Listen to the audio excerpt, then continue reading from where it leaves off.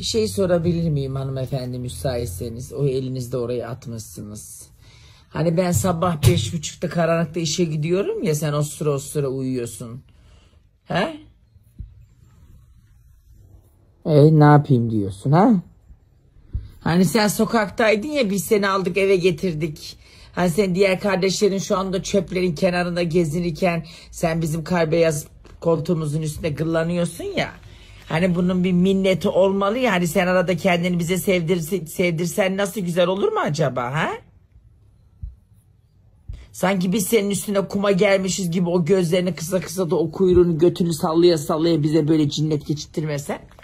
He? Müşken yengem. Kız bir yüzün gülsün, yüzün. Rahmetli Ali Erona gibi çatı kaş bütün gün oturuyor. Bak. Sen götüne çalma, daha çalma. Ben seni götürüp bir konteynerin yanına bırakayım. Ha.